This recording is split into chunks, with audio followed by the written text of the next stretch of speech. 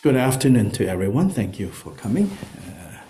We have again a room full of people at the temple and our participants that are joining us from different places through Zoom, this wonderful technology.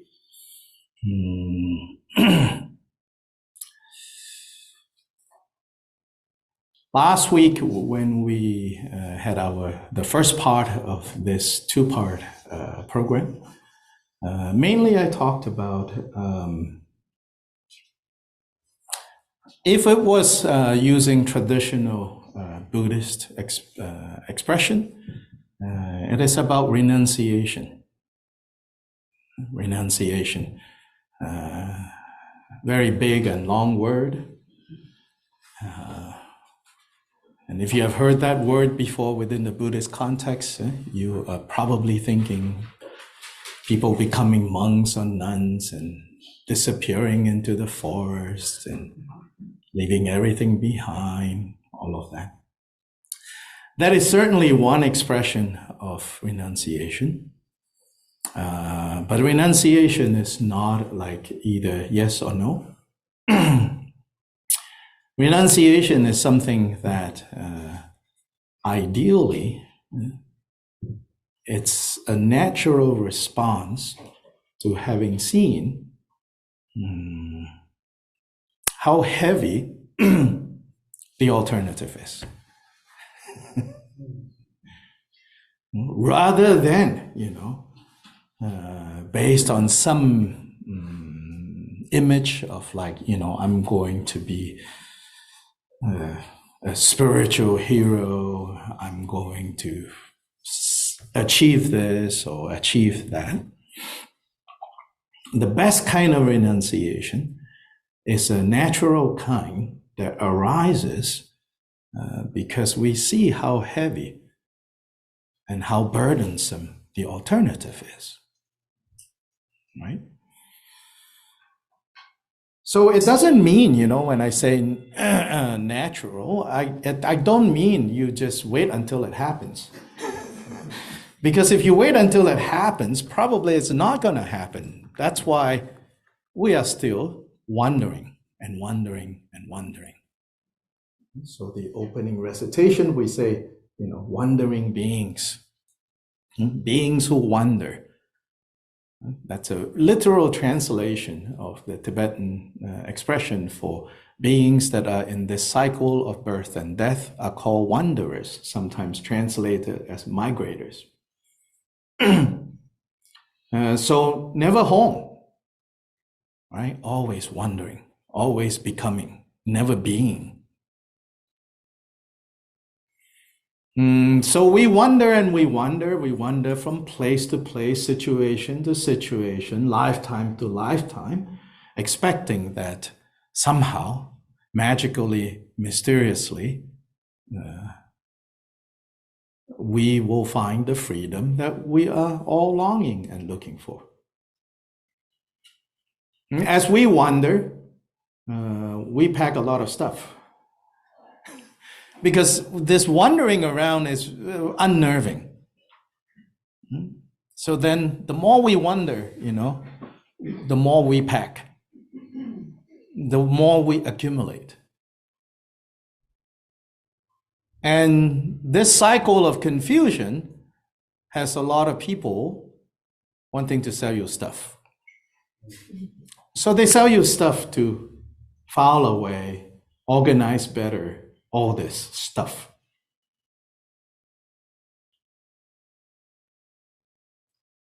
The last couple of weeks, I've been practicing a little bit of what we would call Marie Kondoing.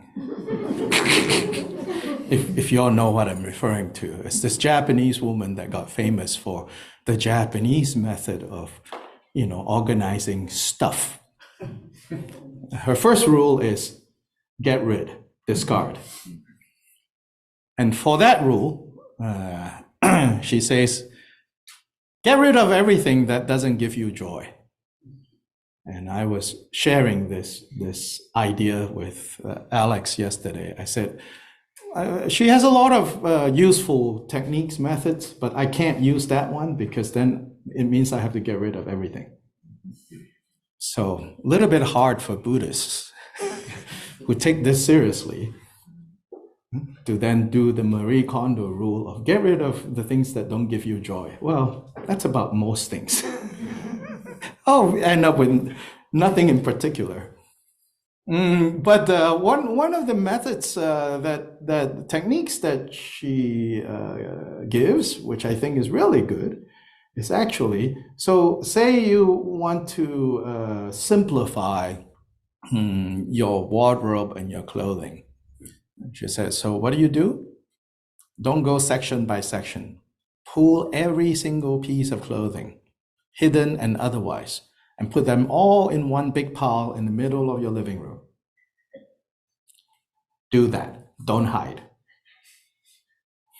In fact, she says all these things that they sell you to, hide away all the stuff that you have, they are dangerous.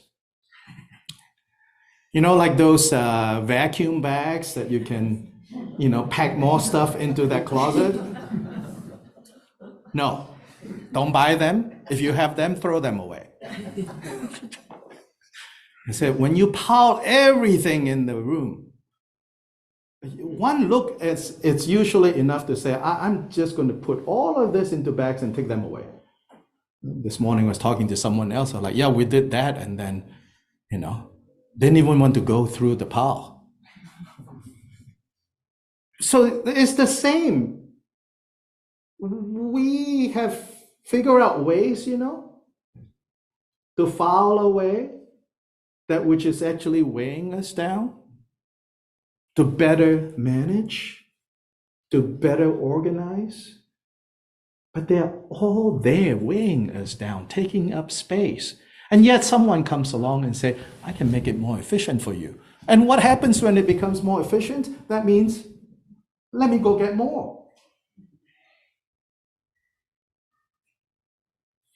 So last week we talked about, one of the things in preparing for death, so to say, right? That big event at the end, which is, as I also said, mostly is a chore for other people.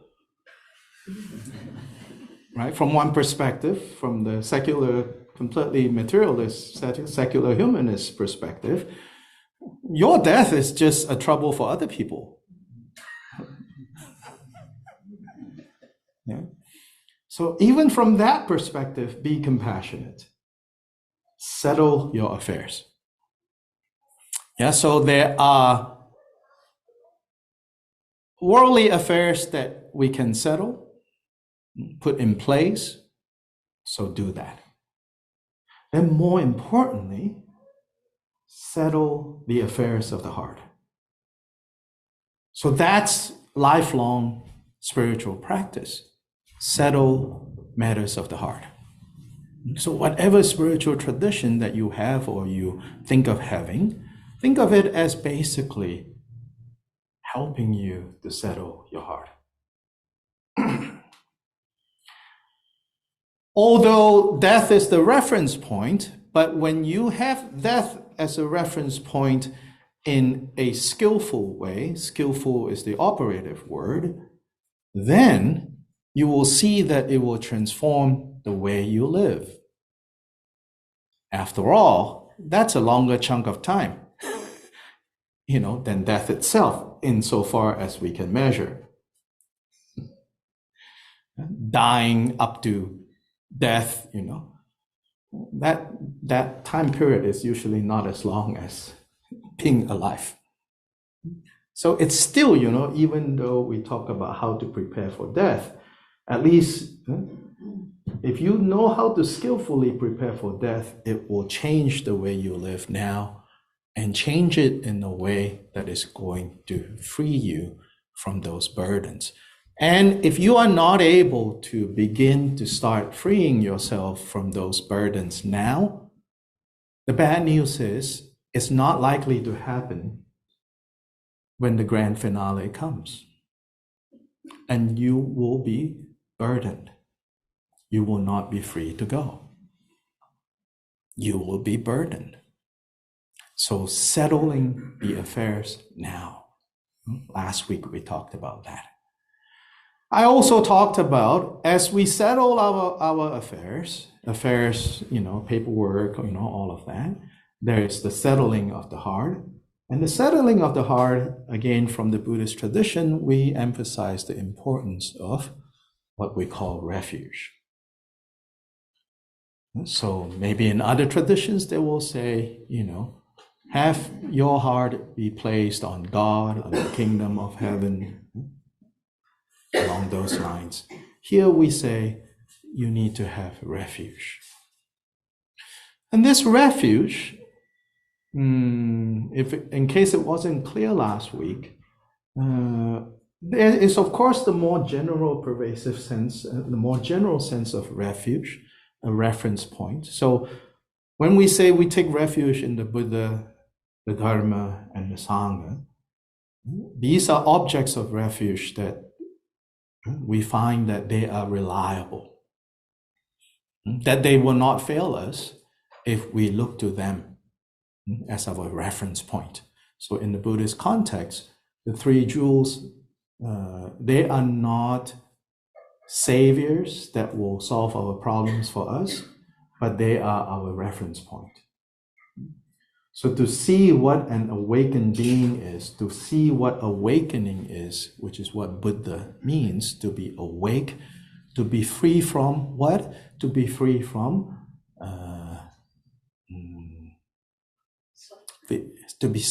suffering, yes. And suffering is the result of this term in Sanskrit, vikalpa or kalpana, and it's basically imaginations. It's the best translation. The technical translation in Buddhist philosophical text is conceptualities. In Chinese, it's 分别心. 分别, more literally, there is to divide and to separate. So there in the Chinese translation, emphasizing dualistic. So I'm sure you've heard of this term, dualistic mind, dualistic mind. Sometimes dualistic mind, I think in Buddhist context, is overused. Then nobody really knows exactly what we're talking about. And then we say non-dual, and then we have to buy the bumper sticker, all one. Yeah, I mean, it's good, to feel that we are all in this together, right? But it's more specific here, going back to the Sanskrit original, I think a good translation is imaginations. So that points to the Buddha's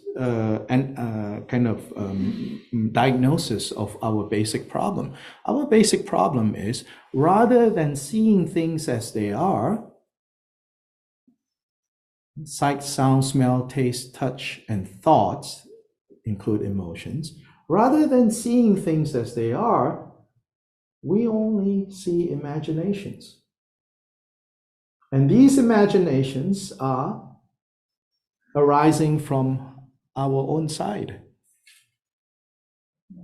Then we project onto whatever is going on. Yeah. So at the most basic level, that imagination leads to like, don't care. Like, don't care. Don't care is rooted in delusion. Don't like is rooted in aversion. Like is rooted in attachment. So these are what we call the three poisons.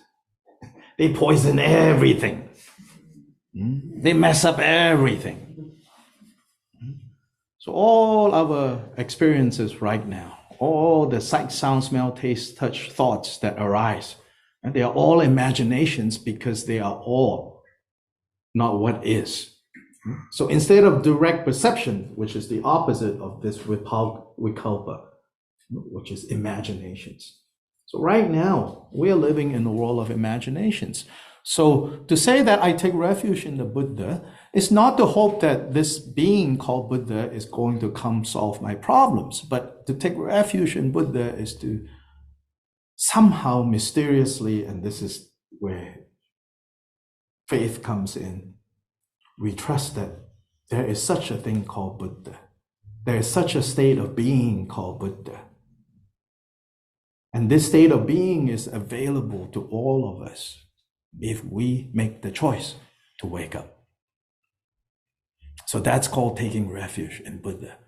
And then over time, developing, cultivating more and more certainty that this is possible. Right? Not through a process of brainwashing, but through us cultivating, practicing the Dharma, which are the teachings that he gave. And through practicing those teachings, we ourselves gain the ability to at least start catching glimpses of what is rather than what appears to be. Or at the very least, having a healthy sense of suspicion for the things that you feel, that you see, you smell, you taste, you touch, and not get so carried away by what seems. So in fact, if you are citizens of this great state of North Carolina, in fact, North Carolina has already given us a motto. You know our state motto? Which is? To be rather than to seem. To be rather than to seem. That's a pretty enlightened state. Yeah, this is what we call interdependence, not by chance that you live here. Now we have to actualize this motto, to be rather than to seem. It's also a mountain people value, Don't pretend, just be.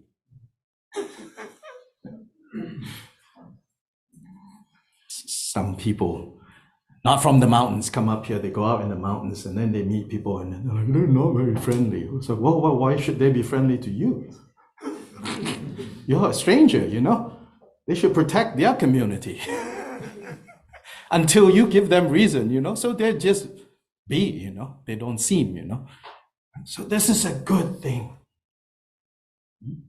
So Buddha taught us, the importance of this clarity. So the Dharma are the teachings. And that's the relative Dharma. And the relative Dharma takes us to what we call the absolute Dharma, which is things as they are. So it's not a set of dogma. It's not a set. Everything that he taught, he says, come and investigate. Come and test this out. Not come and believe. Come and investigate. Because it's not just like, it sounds really good. Oh, he sounds so open. Because it's actually the method of becoming awake. If you don't investigate, you will not wake up. So simply believing in the Dharma does little good. Of course, you have to have enough belief, and that's the mysterious part. That's maybe the religious part. That's maybe the, woo-woo part. It's like, why do I even believe that it's possible to wake up, That I can't help you with that.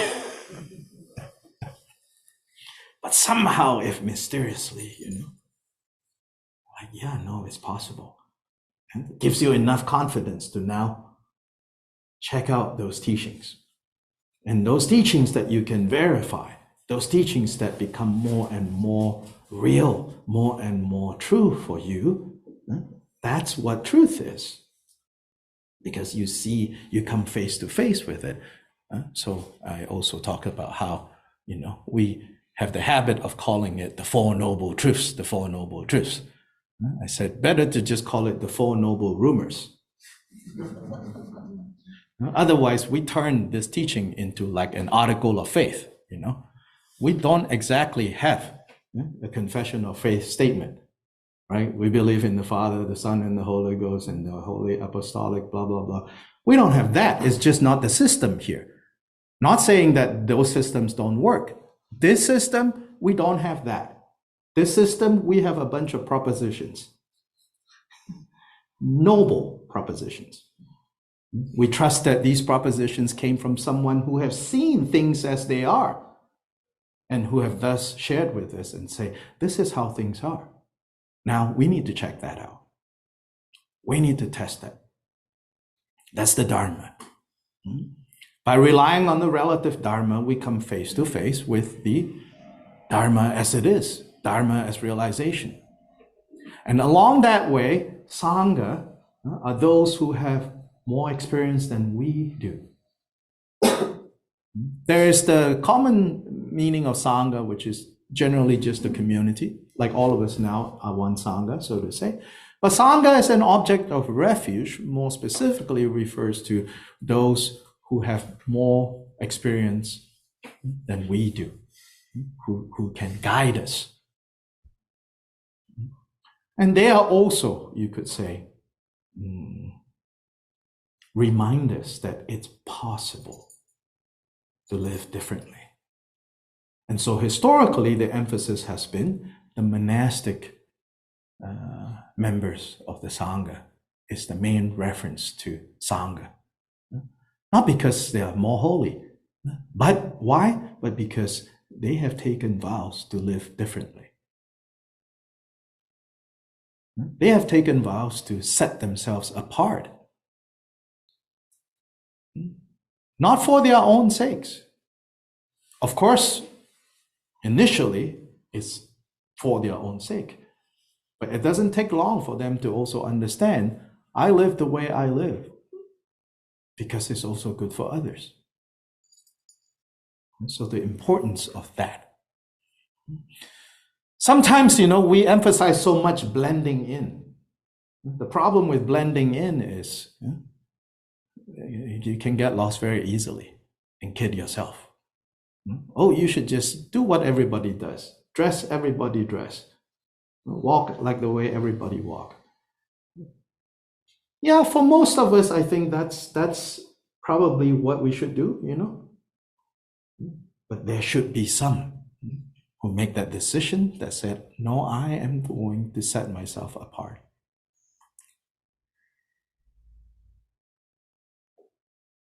And we have to recognize that and appreciate that. So that's the sense of refuge.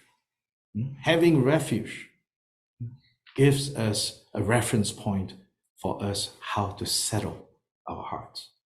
Then more specifically, there are practices related to that. Techniques for anchoring the mind. So that when things become less settled, which is as we get closer to body and mind separating. And can you imagine that separation? If you have lost someone close to you, it's 100 times more than that. Because what else is closer to you than your body and mind? And as that begins to separate, it can create a lot of unrest. This unrest may not be visible to people watching around. So sometimes you can say, oh, it looks like the person is very peaceful.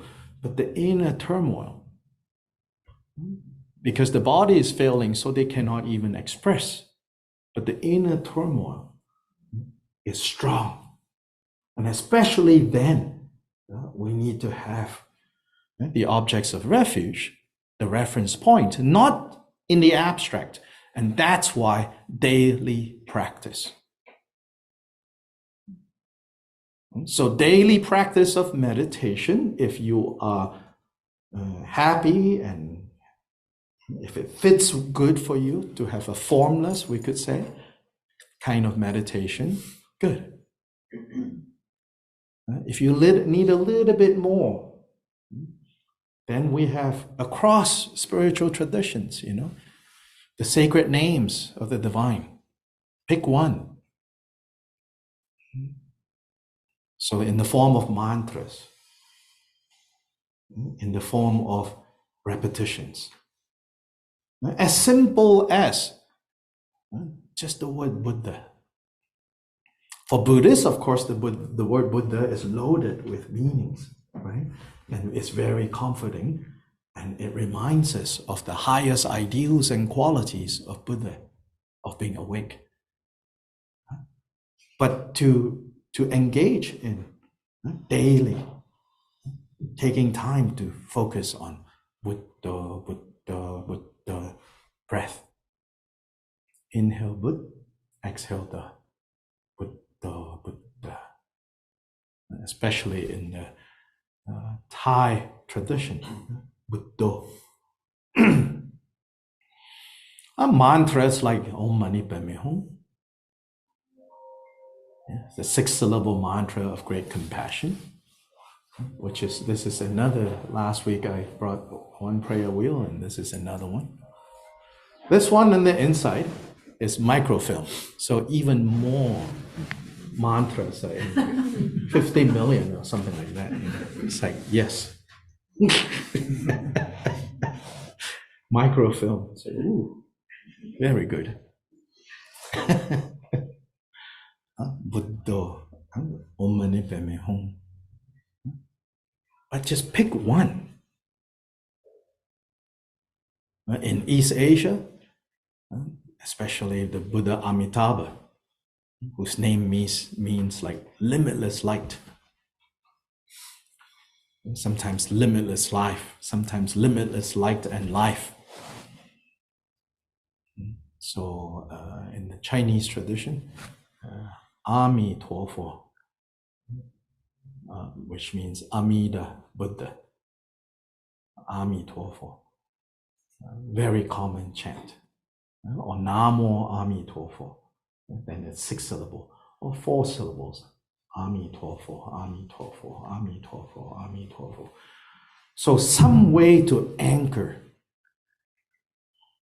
our hearts, like a seat, Say, I'm going to meditate now. Well, you can meditate anywhere, really, walking, sitting, lying down, but especially when it's not so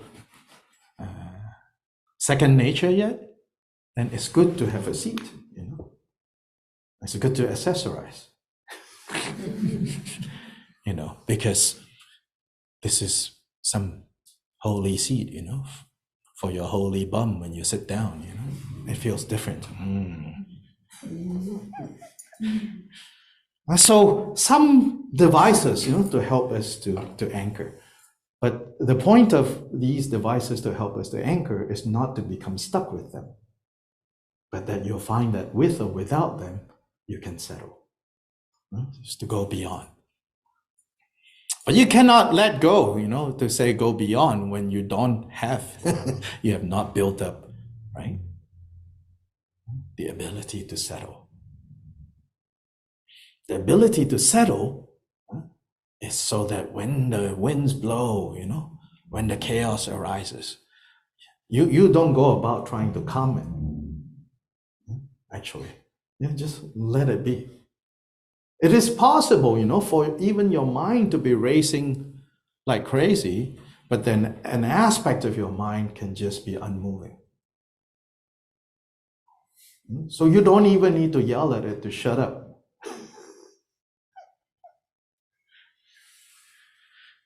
Initially in meditation, we are learning how to quiet the mind. But that is a stepping stone to whether the mind moves or whether the mind is still. It doesn't affect this more basic level of being present, of being settled. So all those things are really important. Change in attitude, right? Last week I talked about like we say, I want to learn how to meditate. And so then you get techniques of how to do that. Breath, focusing on a pebble, focusing on a candle, whatever the technique is. But all those techniques are not really going to work that well if you don't make some kind of determination going into it. So the determination that you go into it has to be, for the next 15 minutes, nothing else is more important than this. And if anything in the next 15 minutes try to come and tell me they are more important, I'll just say to them later. Later. So some kind of determination is important. So likewise, in the broader sense, a determination that all these things that we are entangled with, even if right now I cannot completely unentangle them, or even I cannot untangle one of them, at least have the determination and say, I am working towards unentangling.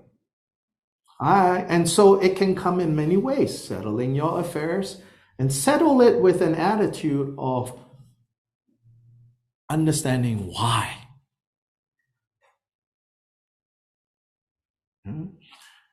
So we need to do that. And when we get better at doing that, better, right? But not something to achieve. Some of us are kind of type A, I got to do better than others. Better here, ironically, it means having less of an agenda. Because, again, when mind and body separate, a lot of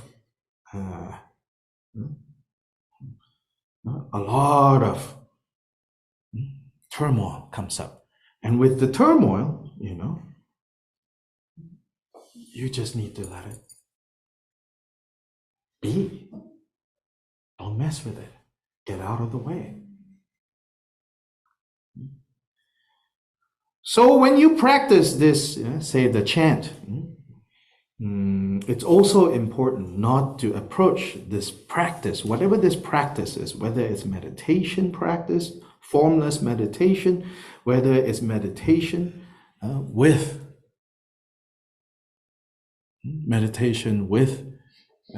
mantras or the sacred names, right?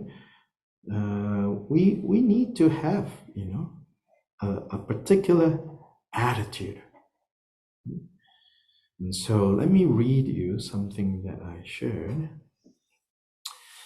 It's a famous calligraphy by a Chinese monk, lived in the 30s, I think. He was a very famous calligrapher in modern China. He became a monk later in life. So it says here, literally, the calligraphy, it says, to honestly Nenbutz, to honestly, translated as chant the name of the Buddha. But Nen, Nian in Chinese, Nen, Japanese pronunciation, also means to remember. So it need not be so literal as to chant.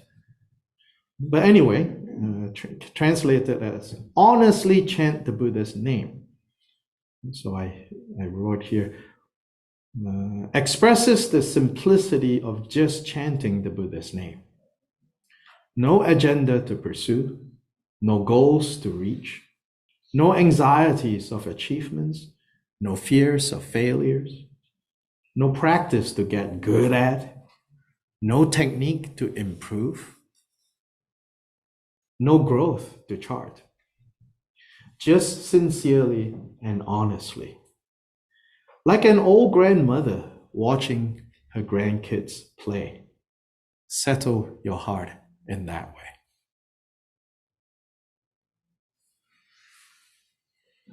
We've got to learn how to settle our hearts in that way. Not a young grandmother, old grandmother. Meaning, okay, let's just let them play. I don't need to teach them this, that, all that anymore. Not my job anymore, it's okay. Happy and content. Or like raising chickens, You just watch them do their thing. You don't train a chicken to sit. Or you should not, okay. Or do tricks, You just let them be. Yeah. So that's the lifelong things that we have to do. If we don't do that, it's going to be very hard, to just like, you say, oh, how to prepare for death. So yeah, so when the process starts, I'm going to start. It may work, if we say, if you have a whole load of good karma that you can cash out, in those last 2 weeks as you're dying, then yeah, it may work. Who knows, right? You don't know, but don't count on that. You might be drawing on a blank or even like overdraft. So build it up, so to say. And the building it up is actually the putting it down with skill. Not the putting it down because you're disappointed with the world, you're upset with the world, you have given up, in a huff and puff and like, oh, this is all meaningless, it's pointless. That's not skillful giving up. Skillful giving up is a giving up that comes from an understanding of you cannot control it in any case. Any kind of control is just a semblance of control. And because you have convinced enough people around you, and enough people around you all agree to the same notion of control, so everything seems to be under control. Imaginations. So the more we understand that these are just imaginations, and the more we're just like, oh, okay, wow, why am I wasting all this energy? Right? That's one side of that. The other side of that is, so that's the wisdom side. So last week we talked about that too. And the wisdom side is one side of this coin. The other side of the coin is the compassion side. So the compassion side is really to see how do it for others. You might have that wisdom, or at least that notion. Many others don't have.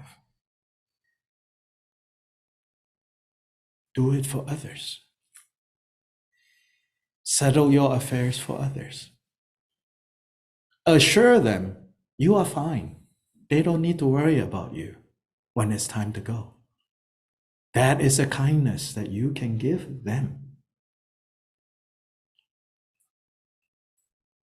Don't be a burden.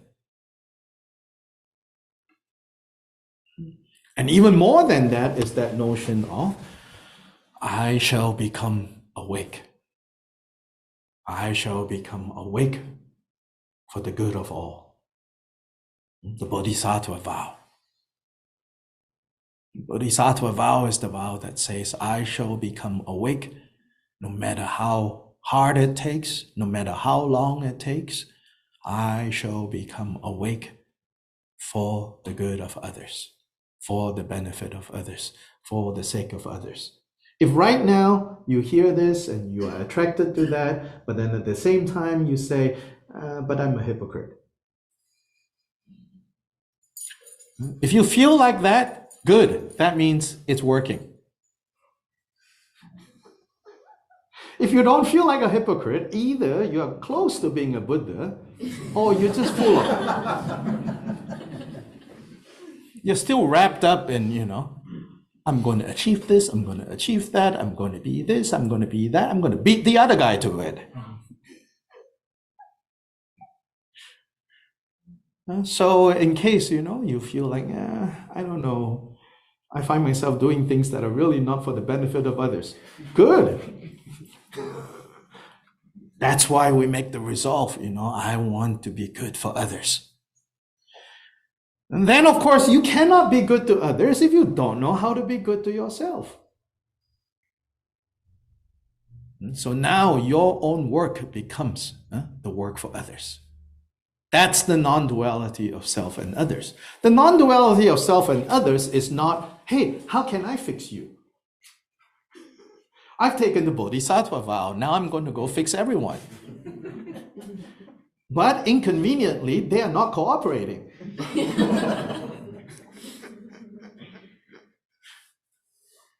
So then we want to find better ways to convince them to cooperate with us so that we can help them. That's not how it's done. You have to work on yourself. But with this clear understanding that when I work on myself, I'm working for others. That's the Bodhisattva vow. So in the East Asian tradition, there are the 4 great vows of the Bodhisattva in China, Korea, Japan. They are phrased in such a way, so sentient beings are limitless. I vow to liberate them.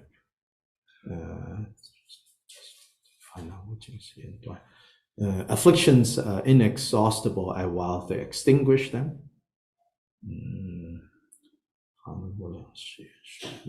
The Dharma methods are limitless, I vow to learn them all. Enlightenment is unsurpassable, and I vow to achieve. So that's the basic. And then in the Chan Zen tradition, the 6th patriarch taught, it's like he modified, he added words to it. He says, sentient beings of your own nature, you vow to liberate. Afflictions of your own nature, you vow to extinguish. Dharma methods of your own nature, you vow to master. The Buddhahood of your own nature, you vow to realize. What he's pointing to is, it's your own work. It's within you. You need to work on that, but grounded in a concern for others. Right? So again, all these are the lifelong things. I'm not assuming or presuming that any of you, or all of you, or any of you say, oh, I'm going to be Buddhist. But what you can take away from this, hopefully, is whatever your spiritual tradition, you can think of it in these terms of like the need to find an anchor. And that how we get over, because right, this death is the loss of the imagined self. What better way to lose this imagined self than to understand that this imagined self, to the degree that it exists, should only exist for the sake of others. So that when the time comes when you do, without a choice, even have to lose your imagined self, your imagined bank account, your imagined property, your imagined relationships, all of that, it's not going to be that terrifying lost. In fact, it's when you now have a different sense of self, one that is not anchored on I, me, and mine. Okay. Now, today, what I want to share, yes? Sure. I'm really curious about, and that's the word grieving. Grieving. Because it's in our Western society, at least in North America, it's big business. Grieving circles, grieving rituals, Yes. that. And yet, I can kind of get a feel for why it's not part of the Buddhist. The word grieving wouldn't fit into the vocabulary, but yet there is a sense of that. Sure, but not highlighted. No. Yeah, the question about grieving. Last week I sort of talked about that a little, but doesn't figure so prominently. I talked about the role of rituals in containing and giving a form to grieving. I could be wrong, but I think our modern people, and in this world, collectively, the most quote-unquote modern people are Americans, overeducated, have gotten rid of all rituals. I see that when a death happens, it becomes really, really hard. Growing up in Asia, we have lots of rituals when people pass away. So much so that people kind of feel traumatized by all the rituals that you have to do. Now looking back, I'm like, actually it saved a lot of us. It kept us very busy. But it also meant that we didn't sit around feeling helpless. We had a lot of things that we did and we could do that took us out of here and out of here. 7 weeks every week on that same day. For the first few weeks, many things. During the wake, many things. I cannot say anything about, I can't claim, this set of rituals is more effective than that set of rituals. But the notion of having this fuller ritual ensemble accompanying a very difficult transition. I think modern society has thrown out this baby. And then now people will have to redesign their own rituals. And that could work, I think, redesigning rituals that are more meaningful, I think, But that also means, you have to figure it out. Yes? I think not only have we lost or never had the aspect of ritual, we also, for many people, don't even talk about the person who has passed. Yes.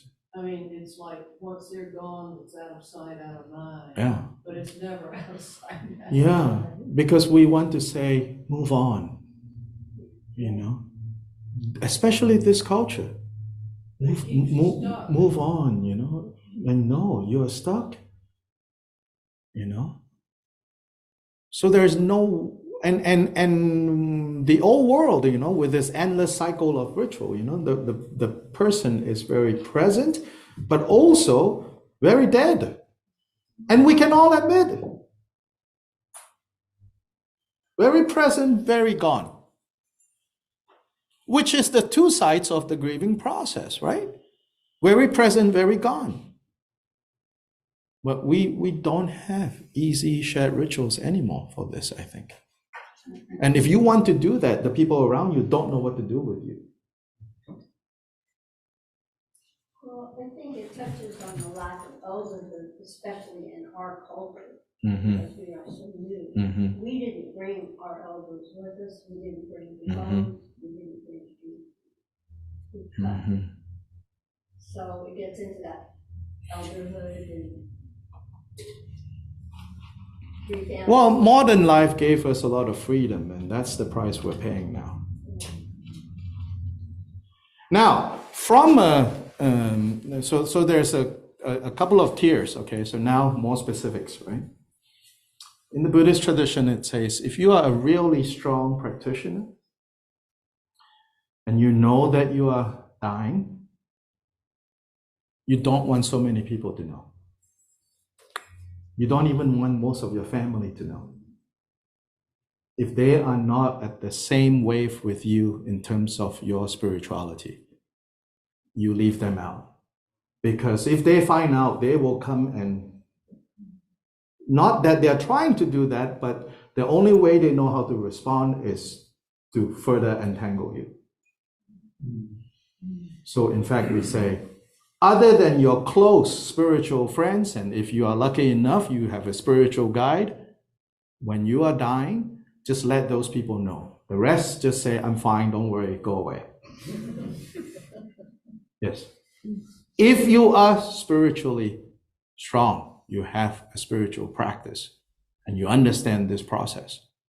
In fact, you don't want that kind of distraction. Yes? Just to explore that further, what if you feel you've made progress spiritually in that sense of accepting death and saying goodbye and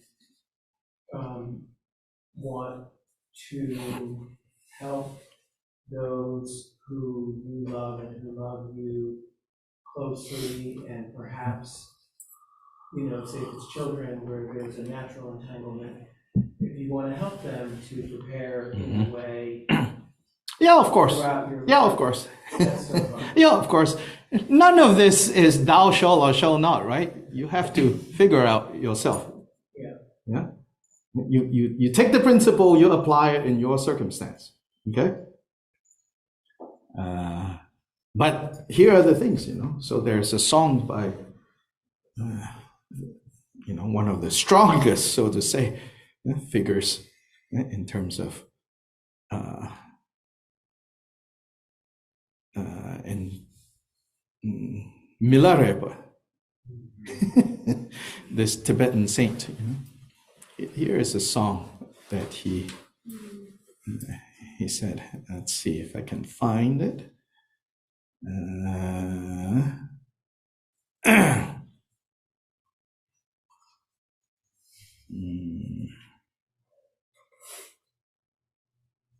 So for Milarepa, he said, "No one to ask me if I'm sick, no one to mourn me when I die. To die here alone in this hermitage is everything a practitioner could wish for. May men not know of my death and birds not see my rotting corpse.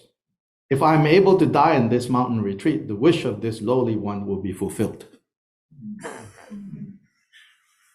That kind of, not applicable to most of us, a reference point. And for those of us who are serious about our spiritual path, this is a reference point. That it says this is good. Now, one side, right? Part of the bigger picture is we actually say that the experience of dying and death is a very special occasion for us to become free from those imaginations. Yeah. So there is the more the level that I think most of us, and the ideal of that level, as Bill expressed it, we are ready to die. We are fine. Maybe we can help others around us to understand that we're fine. This is good, right? Yes, there's that.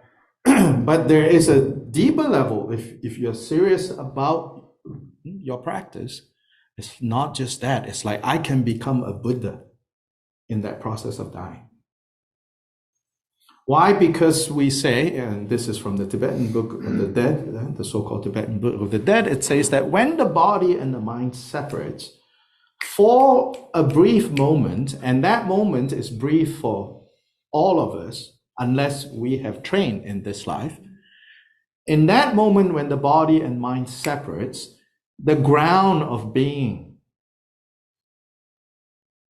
is revealed. This ground of being, the nature of our minds, that is primordially pure. Expressed in such terms like Amitabha, the awakened one of limitless light. That's just a spiritual mythology, so to say, a principle embodied. So embodied in these forms.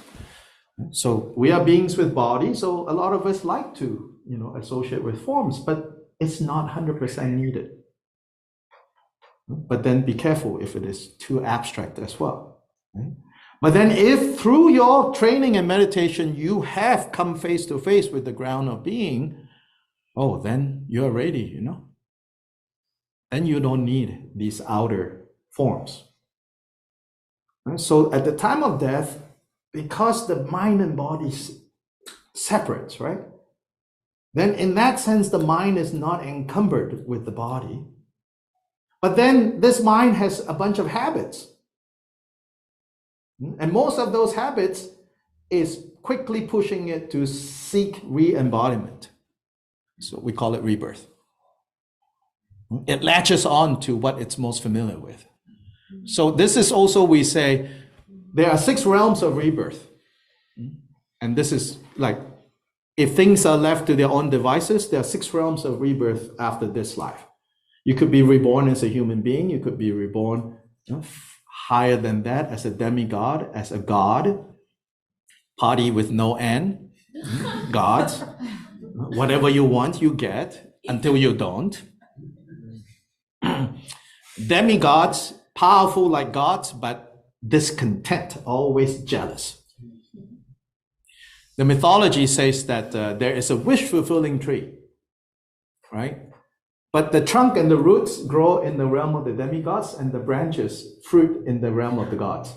So the demigods are always upset, you know. It's our tree! And the gods up there are like, ha ha, it's fruiting in our world. What do you think? Bad luck for you. You know, I've seen a bumper sticker that says, you know, what is my oil doing in your land? Think about that conflict in those terms. The demigods and the gods. The gods are full of pride. We deserve. We are entitled. And the demigods are like, you know, it's growing in our soil. Why are you taking the fruits? And so those are two. And third, human. Then animal, driven by instinct. All just instinct. Controlled completely by instinct. Can't make meaningful moral choices. A tiger cannot say, you know, from today onwards, I am going to be vegan. Can't make that choice, you know. We can, but we don't. I don't, sorry. So that's the animal side. And then the realm of the hungry spirits, craving, always craving. They're described as having stomachs the size of mountains and throat the size of needles. And whatever they eat, they put in their mouth, it burns up. So sometimes they're called burning mouth. Engo, burning mouth. And for some, you know, even if they can get something into their stomach, it says that, and then at night, you know, whatever they put into their stomach becomes fuel for this fire that burns from within. So heartburn was a problem even during the Buddha's time. You know? And then hell beings that are consumed by anger. So how we end up in these realms when this mind and this body separates here, how do we go on to the next? Like produces like. So this is not about rewards and punishment. This is about what are you familiar with? If overall this life you're consumed by anger and hatred and resentment, what do? You latch on to an existence that you recognize. This is how you are born in the hell realms. If you habituate greed, hungry spirits. If you habituate pride, you know, but the God realm is not just pride. You need to also have a lot of good merit, actually, because it's good, you know. Pride is like a side problem.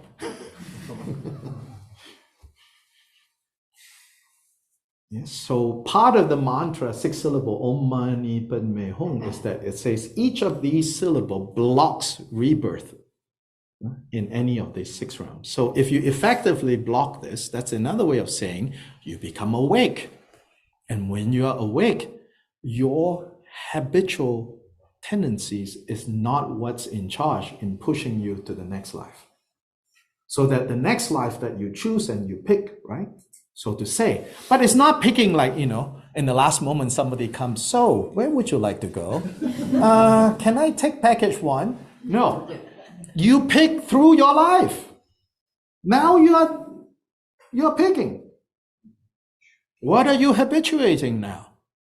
That's where you get to go, so to say. So in the moment when body and mind separate, it says just for a very brief moment, the ground of being in its nakedness, they say, it's revealed. Experientially, they say, your own nature, your own Buddha nature, or your own divine nature, which is now clouded by all these masks that you have put on. So much so that you put on so many masks that you even forget that these are all masks. These are all your imaginations.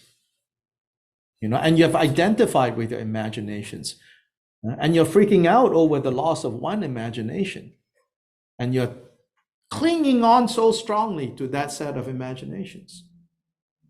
But now, without choice, this is being separated.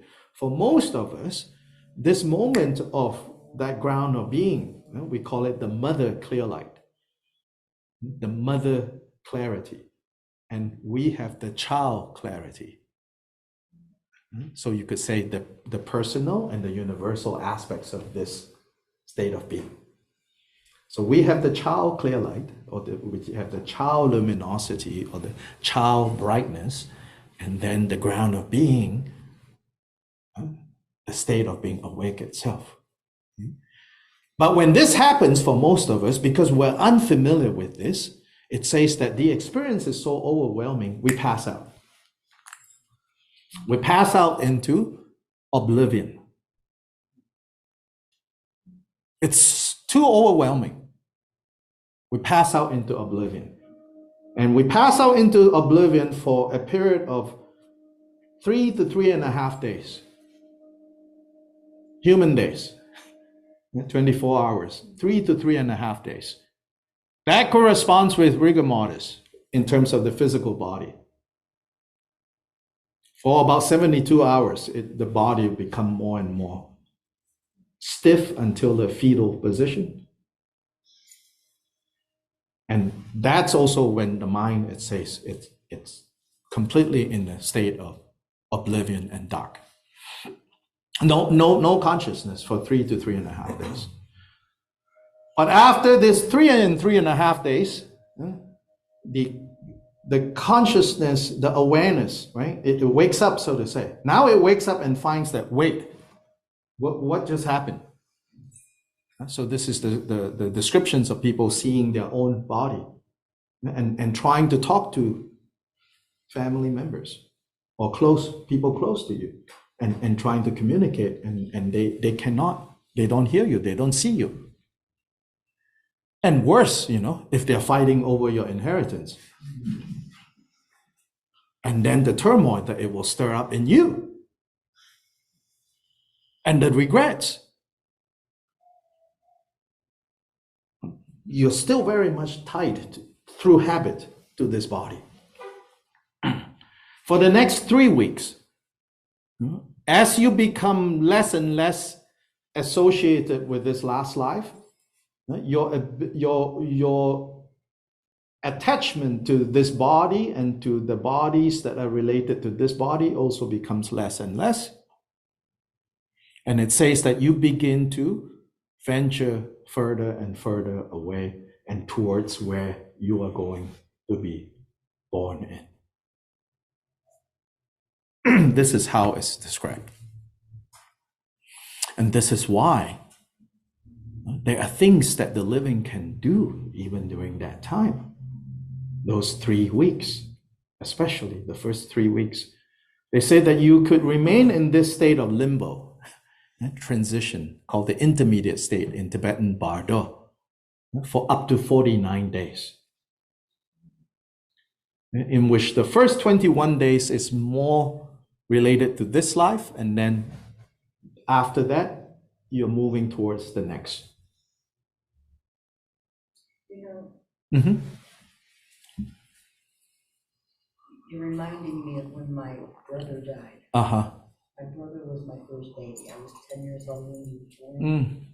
And when he got sick and died, it just about destroyed me. I had to go to therapy. Yes.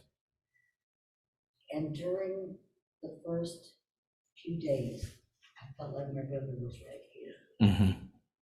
And as the first couple of weeks went by, he was further and further away until after a certain period, it was way over there. Right. So in terms of traditional ritual, right, different Buddhist cultures, not across Buddhist cultures, but different Buddhist cultures, one part of, okay, most of these rituals are developed in tandem with local cultures, right? There are the Buddhist teachings kind of informing, right, the rationale, but then there are also local cultures. But most traditional Buddhist cultures when a person has just passed away, their regular meals are served still. Like you put a table out, you put a picture of them, or if the body is still there, you do 3 meals a day. Now, from the perspective of the person who has passed away, because again, their habit patterns are still very much tied to this life, they still experience hunger without a body. They still experience thirst without a body, like phantom limbs. This is the ultimate phantom limb. You have lost your body, but your cravings, your habit patterns are still there. So it soothes them for the family to serve the meals accordingly. Of course, welcome to America. Nobody exactly eats proper meals anymore. They just eat whenever they want, open the fridge and mom, nobody eats together. So I don't know how that works now. Maybe you just, put a sign to the picture and say, there's the fridge, and help yourself or whatever, In more traditional families, we all sit down together and eat all our meals together. And so there's a, really, joking aside, I don't know how you give that familiarity to that person. Perhaps it's about, maybe you don't literally set things up because you never did that when they're alive, and then they might like, what are you doing? Like, I want to pick my own food, right? So maybe the way to translate this is you be present 3 times a day with the meals and say to the one that you have lost and say, so please, fridge is there, where the pantry is, there's where the food is. In a way that translates, right? And not just mimic. Try to get the principle. They say that, and so one side is that, right? The side of the deceased. And then if you say, I don't know, this is too much, right? Think of the healing, the grieving part. We don't use the word directly grieving, but our part. I shared meal with this person. Every night we have dinner. Continue that for a period of time. In the Chinese tradition, we would begin with, I didn't understand this when I was a child. Now I'm seeing more and more, the psychology behind it. So people who have immediately died, meals that are prepared are exactly like what we would eat day to day. As they have become like longer dead, the meals that are prepared for them are not sit-down meal, you and me, but takeaway. I never thought of that. Like a whole chicken, or a whole lump of tofu, whatever, not cut up, So that has to do with the sense of like, we don't eat together anymore. But nonetheless, food is such a meaningful transaction between you and the people you care for, people you love for, so you prepare that. So they say the more distant, the less. So that is also like you cannot remain stuck. Like you want to have a meal with them for the rest of your life, then you're not letting go. And they say they will get stuck in that state of limbo for more than 49 days. And it's not doing anyone any good.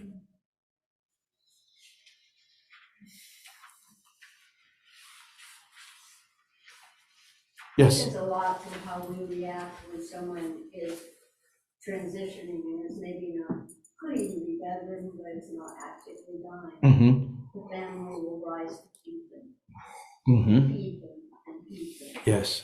Yeah. And it keeps you here. Yes. And it's just an automatic, and our culture is very stuck. Mm-hmm.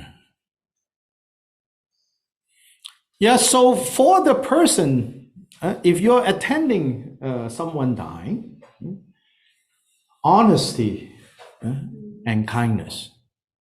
Honesty is, you are dying, we will be separate soon. Kindness, but the kindness part is to remind them of all the good that has happened in their lives. So it's a matter of like degree. For example, for a religious practitioner, someone who is strong on their path, we say, as we know that we are dying, we should do purification practice. What that means in translation is what other religious traditions call confession. Like we would go over like those things that we have done that we regret. We say, you know, we feel remorse for it and we want to cleanse and to be purified of that. So they say, if you are yourself dying and you are a spiritual practitioner, you should do that. Then the founder of my lineage has a footnote for that. He says, but if you are attending someone dying, and if they are not spiritually strong or trained, or they can appreciate and understand these things, please don't dig up their dirt now. Now is not the time, he says. Don't tell the person, you need to confess, you need to admit all the wrongs that you have done, you need to get right with the Lord. In our tradition, we say, don't do that. Because it will stir up all this stress. And if they die with this stressful mind, then they seek stress in their next life. Instead, he says, you remind them of all the good that they have done. And then he even says, and if they have not done any good at all, if they're completely rotten, try to figure out who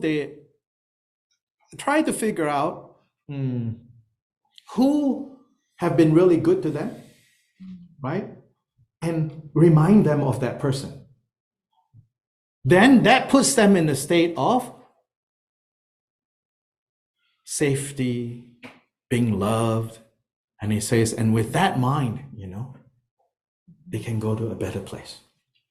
Not enlightenment, not freedom, still in the realm of confusion, but at least a better place. And he says, you encourage them that way. So he says, even he was telling his disciples in the 12th century, and life in Tibet was very rough then. Bandits everywhere, wars were going on. So he said, you know, if some warlord asks you to attend to their passing, he said, you can help them. He said, and he gave the example. He said, at the very least, you know, he said the warlord might be very proud, very tough, you know, and in other words, hard to get through to them. Then he said, you begin by asking them, hey, you're so tough and everything. Maybe you're not afraid, you know, you go and you're very proud that you're such a great warrior, because actually Tibetan culture, they value warriors. It's very interesting that they also became so committed to Buddhism. But they also say, you know, we are warlike people. We like to fight. So culturally, they value toughness. But this teacher, he said, you soften them and say, you might think you are fine. Have you thought of your mother right now? So presumably the mother is still alive. Some tough warrior, you know, dying. And then you soften them. And then you say, now think of your mother. Think of how good she has been to you. And now you have to go to another place. Now you need to go to a place where you can be good to her. He said, you settle their mind that way. Don't talk to them about bad karma, all that stuff. No. Yeah, all the people that you have killed, you should feel sorry over. It's like, no. He says, too late. Now is not the time. It's all depending on situation and context. So some of you might have heard, you know, in Tibetan Buddhism, we have this practice called Powa, transference of consciousness. It's a very technical translation. A direct translation is how to go to where you want to go. Of course, in this practice, in this meditation practice, where we want to go is Amitabha's Pure Land, we say. The realm of Amitabha, the realm of limitless light.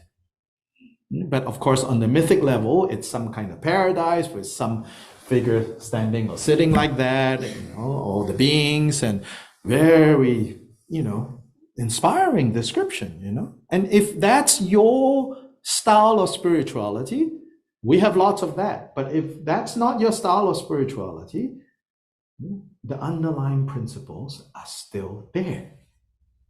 So in Powa, you know, we have this technique of like rehearsing ejecting your mind, your heart out of this body and into Amitabha's Pure Land. And you train in this while you're alive. Ideally, at least twice a month, you do this practice.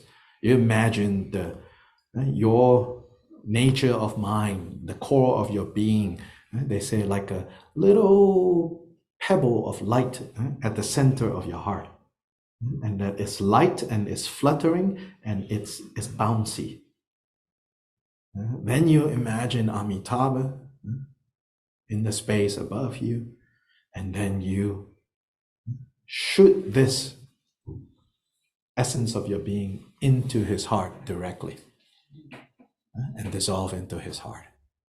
You do this twice a month so that when the time comes, you happily go. So there's a training that you do, there's a transmission, there is a practice that you do. Across all Tibetan Buddhist traditions, they have these Powa practice. And so it tends to be very limited in a way to like, oh, Powa is this technique, But then one time I was watching a TV series, and then I saw Powa in action. And then later I read more from our own tradition, like the example, and the warlord that is dying, How do you help him with Powa? He's not capable of going to Amitabha's Pure Land. That's not, those are not his kind of karmic condition. So then you at least settle him in a different way. And I saw an example of that I never thought of it that way. And I'm sure, you all have seen in movies many examples. But the one that stuck with me was, what is that series? Outlander. How many of you watched that? The Outlander. Maybe in the first season. Right? So this basic story is like World War I, a nurse somehow enters a portal, ends up a couple of hundred years earlier. An English nurse ends up in Scotland, and now she's with the Highlanders, and the Highlanders are fighting, tyranny and all of that, right? So she got stuck with a band of these Highlanders, warriors. And then someone was fatally injured, and blood is just pouring out and is dying, and she came, and in our terms we said did Powa for him. And remember how she did Powa for him? She cradled him, and then she said, "Tell me about where you grew up. Your childhood, your village, the meadows, the fields, coming home, dinner is ready." And this dying person starts to settle and settle and settle. Of course, it's dramatized, but you get the point, Is it good to be free from all entanglements? Yes. Is it possible? No. In that case,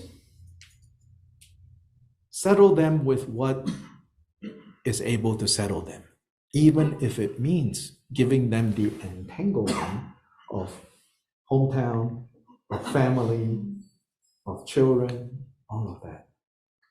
It's all about a matter of how trained this person is. The underlying bottom line is to help them to be free from suffering to whatever degree is possible. So this is about others, helping others. For ourselves, we're a little kind of running out of time. We have about half an hour. Now I want to share with you, and you can explore this document, a document that was shared with me by friends in Little Rock, Arkansas, a Buddhist community that I teach there. And they, of course, they got this from an organization out in California. This woman who is a student of one of the Tibetan Buddhist teachers in Nepal, Chukini Rinpoche's student, in conjunction with their center in Gomde, California, developed this document. Very helpful. And this woman, she runs a service now to help people with these transitions. So maybe you all can also look at her website. But this is a document that she happily shared with us, and I got the go-ahead to share with you. So if you are already registered for this course, like in the online, then you're like, well, I don't know if I'm registered. Well, if you have been getting messages, to say, oh, this is coming up, that means you're registered. And if you have not, let's put a sheet.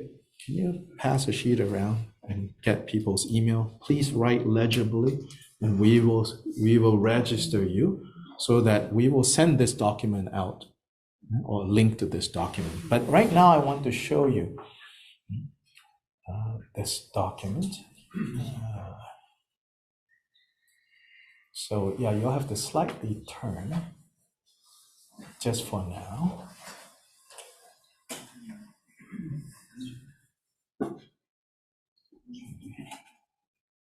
Get rid of this thing. Yeah, so this document here, as you can see, view, let's see.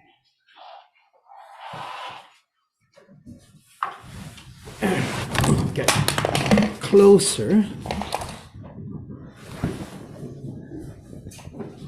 So this is actually done as a legal document. I don't quite understand how relevant that it has to be, because at the bottom there's things to sign, and you want to make sure that your attorney has a copy of this. So this can be useful. You can adapt accordingly. For the time of dying, name, date, my Dharma advocate. So you name someone, who is on the same spiritual path, and you have confidence, can help you, can guide you. So here, my beliefs and thoughts about death and what I expect, my understanding of impermanence, suffering karma, offering compassion, the dissolution of the body, whole practice, and more. So this is where you write these things out. The significance of my relationship to my teacher, my Sangha, family, friends, at the time of death. At the time of death. That's, I think, operated. This is not for you to write about, I love my children so much, but in the context of death, what you know to be most helpful, you articulate this here. The initials and date. Personal aspiration prayer. Aspiration prayers may be traditional prayers that have been recommended by a teacher or lineage practices. They may be personal and self-authored. Reciting these aspiration prayers will provide me great comfort, support, familiarity, and spiritual direction.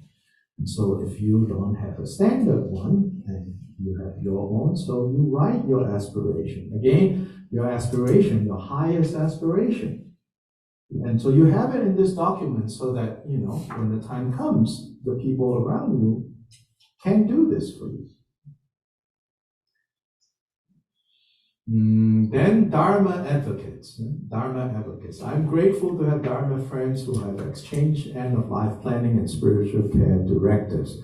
These Dharma advocates may attend my dying while I am in sickness, during active phases of dying, the moment of death.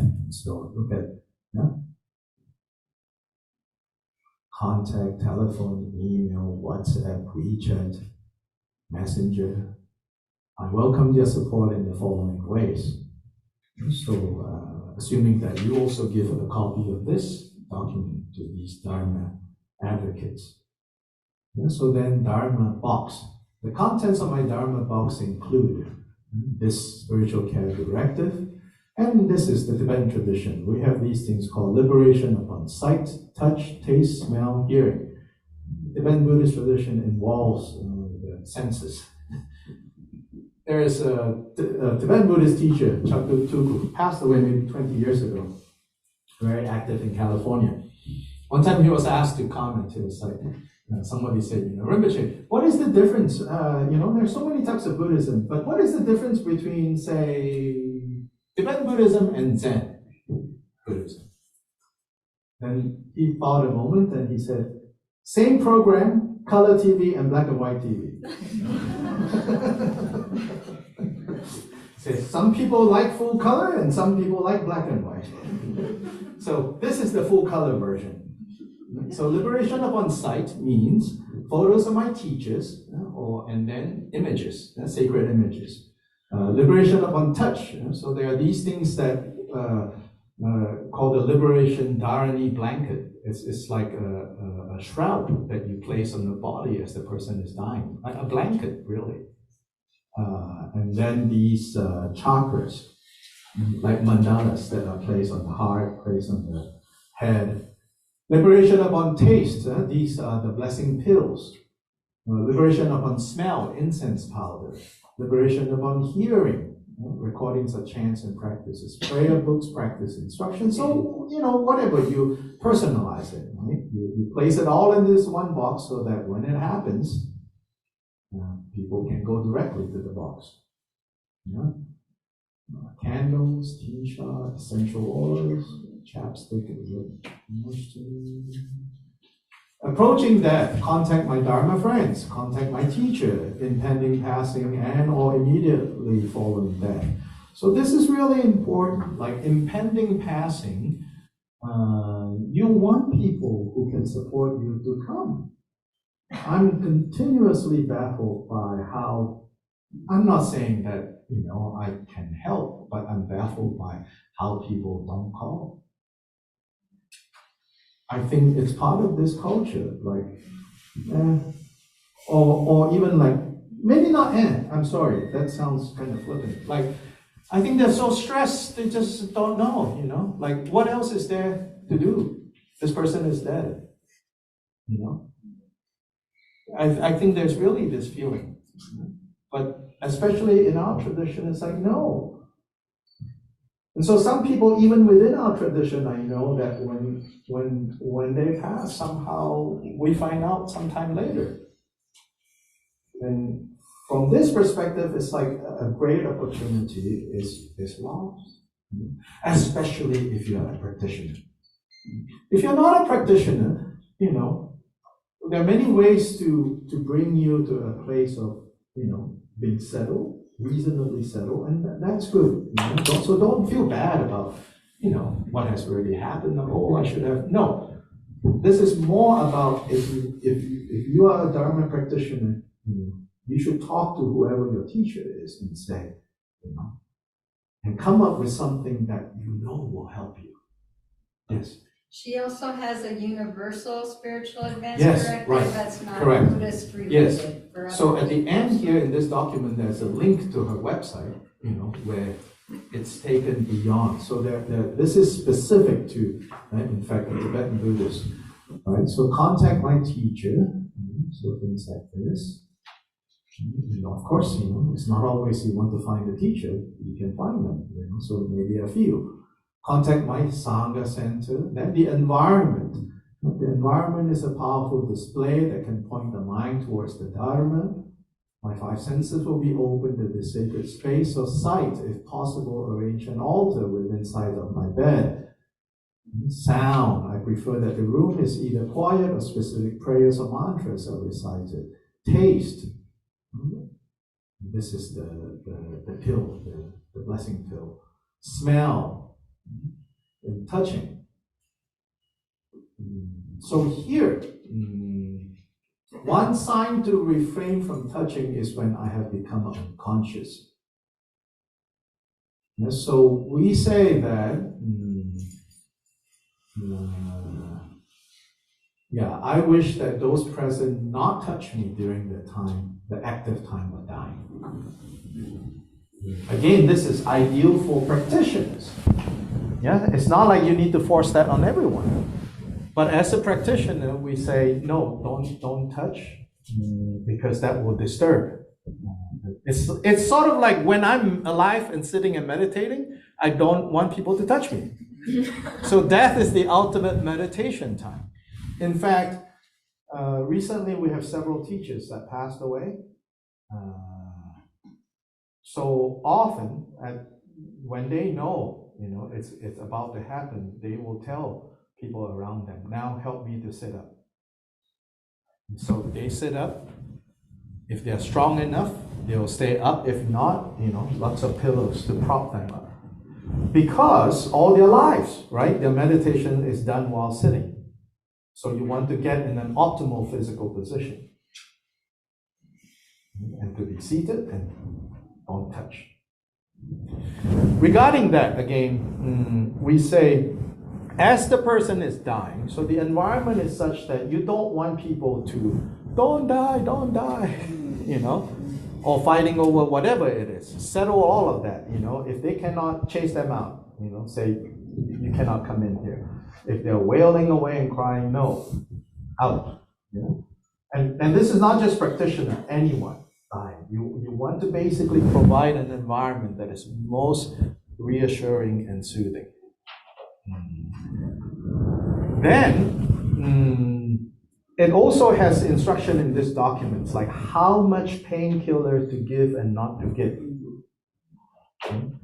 So like it says, if I look like I'm visibly in pain, yes, please. But if it's not looking like that, please don't overdose me with painkillers. I want my mind to be as clear as possible. Medical science is getting better and better at, painkillers that don't cloud the mind. Although, footnote, caveat, the more advanced you are in meditation, the more sensitive you are to medicine. So for them, they don't even want anything at all. But again, you have to see where you are. You cannot live, your imagination. I'm a great practitioner. I don't want painkiller. No, not helpful. Right? It's all about where you are. So this document has things like that. Okay, now I almost forgot. So the room, so we say, as if you're attending this person who is passing, try not to be at the foot of the bed, but come up closer to the front. Because we say that then, if you are standing, where their feet are, their mind is going in that direction. We want their mind to be up in this direction, and we say to leave from the crown rather than the toes. And there's a certain connection with, if they leave from the crown, is a better place of rebirth. But also, I think just psychologically, if you're standing there as opposed to here and here. So physical position of people around. And then, once this person has passed away, and in this document it says, leave me alone for 3 days. Don't touch 3.5 days. Ideally. The document also said, actually, you'll be surprised how helpful and how willing hospital staff might be. You have to ask. They don't know. You have to make it clear what the dying person's request is. And most, they will accommodate, but not always possible. Again, you do the best. So the ideal is 3.5 days. Don't touch. Right? But if you need to touch, and at some point you do need to touch, the first place to touch is the crown of the head. So place a palm over this person's crown. And as you place your hand on the crown, you think like you're communicating with the person and say, from here, you should leave. So maybe in a hospital scenario, like they're really short of space, they say, no, we can give you a few hours, right? Then after the few hours, you do this. Then the next thing is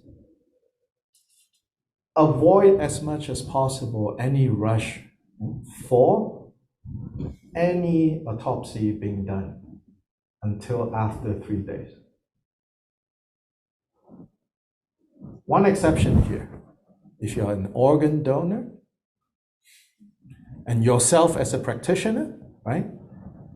You, in this document, you want to say part of your aspiration is to be reminded you selflessly offered to be an organ donor. So it means that we do have to cut your body when your mind is still lingering. But see that and recognize that as your love and care for others. Don't be stressed by it. Don't be stressed by it. We say avoid because so if you didn't happily become an organ donor, it will stress you. Because you're still, it's like being cut alive. So that aspiration you should remind. So that's the one exception. But if it is just, to figure out the cause of death, tell doctor, no, wait. We don't need this now.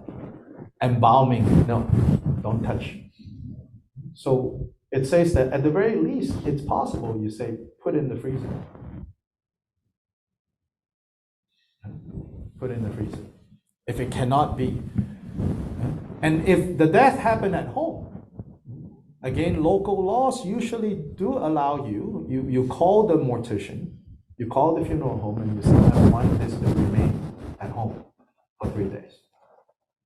So what you do is, normally dry ice is brought in and packed around the body. And every day that needs to be changed.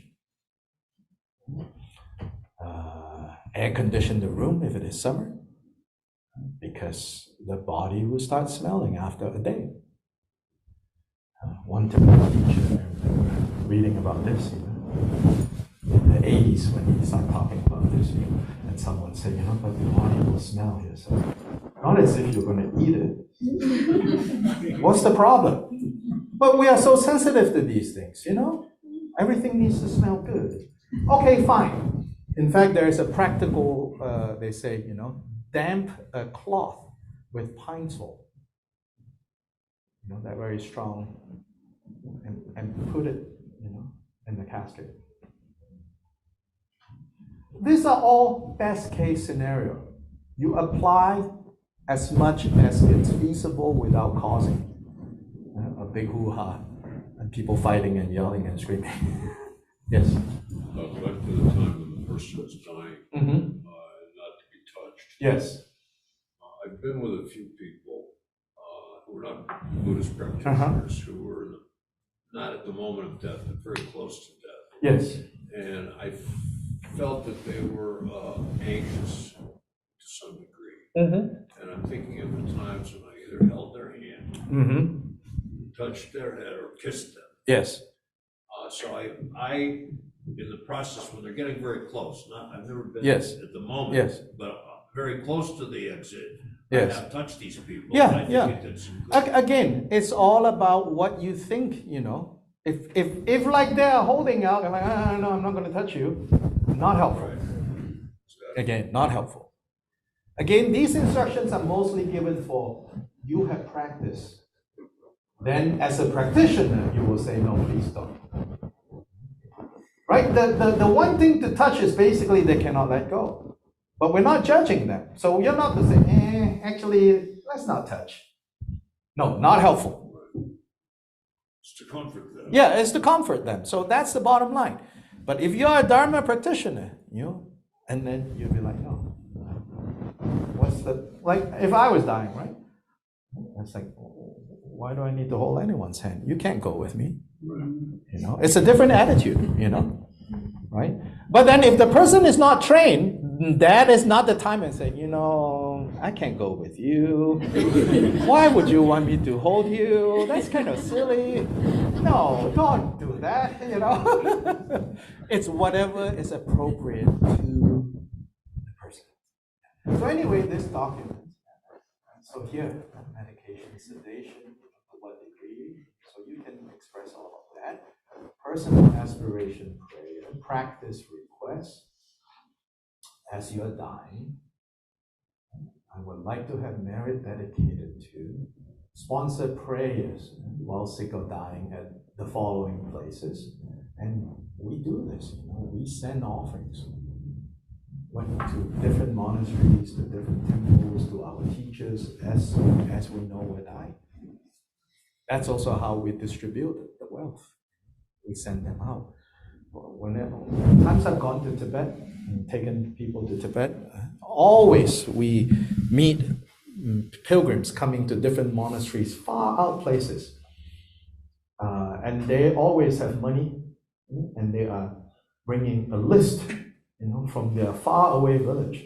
Whoever has recently passed away, they're almost people who, part of their spiritual practice is to go distribute a very small amount. They're dirt poor, some of these people, the equivalent of $1 or $2.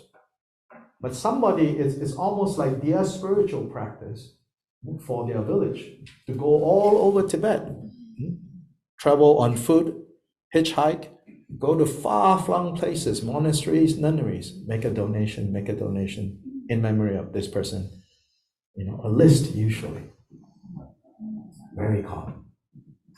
So sponsor prayers at these places. A goodbye ceremony. Since the state of mind is so important during the final hours of dying, it may serve to set up a goodbye ceremony during the days or hours before death to allow family and friends to speak one last time. My thoughts about this are, and you can, dictate the terms, and people to respect those terms. Here, contact my approaching death. I think we have done this. Moment of death, last moments. Sitting posture while dying. Gently massage the top of my head. Liberation upon sight, liberation upon hearing. Again, going through that. Behavior around my dead body.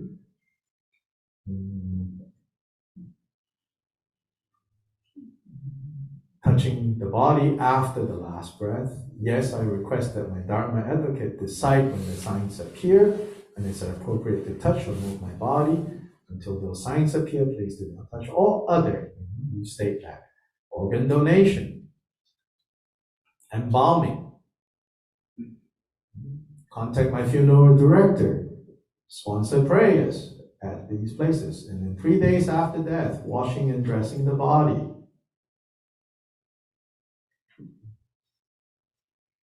Moving the body, continual actions to take. Again, those liberations. Personal aspiration prayers, practices, sponsor prayers, cremation or burial. During the cremation, what kind of practices? Instructions for my ashes, 49 days, and so on and so forth. Dharma will, what to do with my Dharma items. Item what, to whom to give or assign to. And here is the legal part. Advanced Care Directive. So this website, the link is down here. Peacefullyprepared.com. And so there are many resources there that is beyond this limited kind of Tibetan Buddhist context, which is what this is prepared for. Question for you. Yes, sure.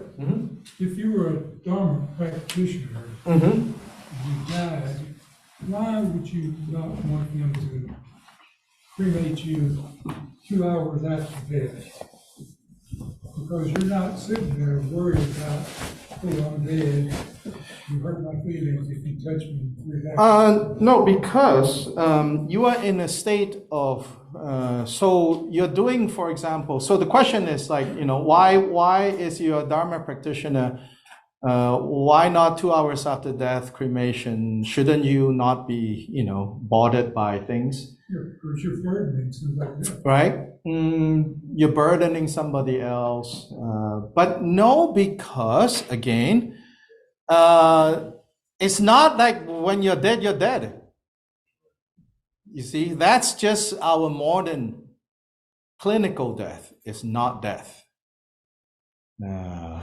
Clinical death is something that doctors decided at a certain point in modern medical science. And even not that long ago, I think 1950s or something like that, or even later, even until now in Japan, they don't accept medical death as death. So first we have to understand, what you and I think is death in most of human history may not be death yet.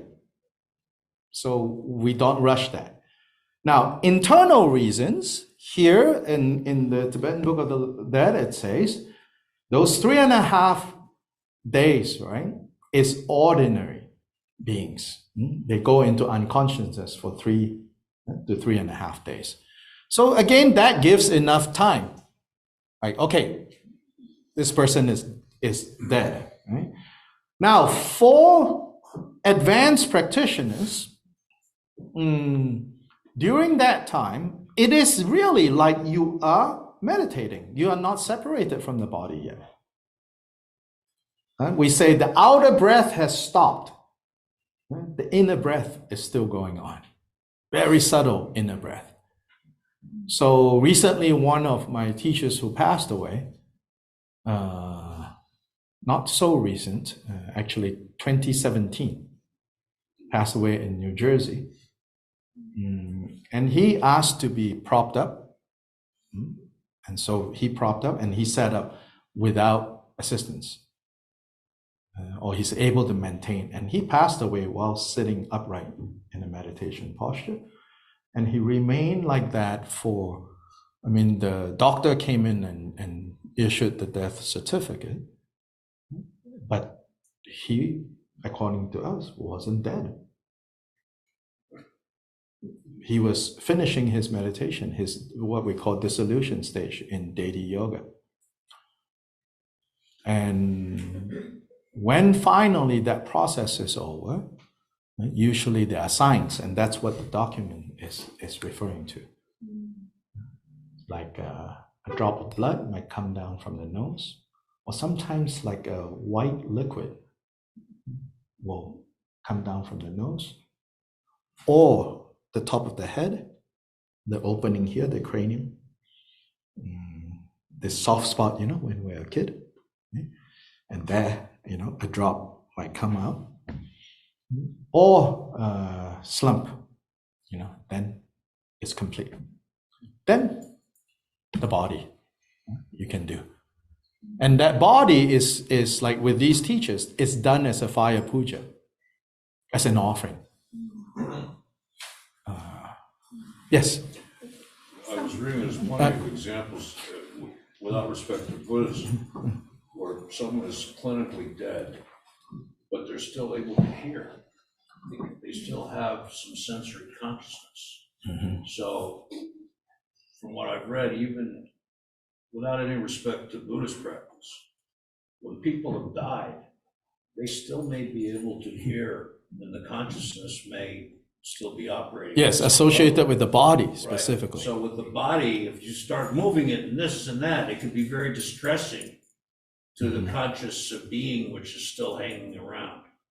And again, this isn't without any respect to Buddhism. This is just stuff that I've read about end of life clinically, where people have been very close to death, have been pronounced dead, but still able to hear, still able to think, still have consciousness. You have a comment? Yeah. I just wanted to ask, if someone didn't respect their wishes and cremated them in 2 days, would that affect their rebirth? Not so much rebirth. It's just the concern that, it might disturb this person. Yeah. And it all depends on how strong you are, And it may not matter. But the point here is don't take chances. Yes. And also, I don't think it's a burden to the person who's taking care of the body. Recently, someone asked me to take care of her body after she died, and I felt honored. Yeah. And also, we spent 3 days with my teacher who watched and put them in the zendo. Right. I felt grateful, Right. and I felt it helped. Yes. It helped us Yes. to let go. So it's our attitude, it's our cultural attitude too. And I think, the burden part is really like we are so like, let's move on, right? The present is past, but here is an occasion for everyone to slow down. Yes. At that moment of death, separation in Nevada, Yes. will you remember the teachings that you received? It says that the mind is very powerful at that time. And should right? you? And if you're not trained, right, then it's hard to stay focused. That's why now you train to settle, to be focused, so that at that time, yeah, that's why those practices, right, is actually reminders. So if you, Yeah, you see and poet yes, transitions and should and all of that. Correct, will they correct. become Yes. much more. So there's another book, the Tibetan, Living is Dying. I mentioned this book, yeah. So this teacher here, he gave kind of like a more updated version of instructions to give to the person that has just died. And let me give you a flavor of this. Here are the details, and I'm going to do another course for those of you who want to know more about the Tibetan Book of Death and its description of the stages that you go through, and then what to do, what to say to the person. But in that book, and then of course, if you don't need all those details, he has kind of summarized it and translated it in a way. I'll give you a taste of it. It says, you say out loud the dying person's name out loud. So this is as the person is dying, and even after they have passed. So those 3 days, in this tradition, you would read this. And they say that if your teacher, you are very fortunate if your teacher is alive and you have passed, because nothing as powerful as the teacher being the person now reminding you what they have taught you. So it says, "O son or daughter," well, depends, of a noble family, and then the name, "You are dying. The projection called this life is about to end, and the projection called the next life is about to begin. You will soon discard the shell of your old body and acquire a new one." And then there's a refrain, which is the Om Mani Padme Hum. You might chant that in the melody, soothing the person.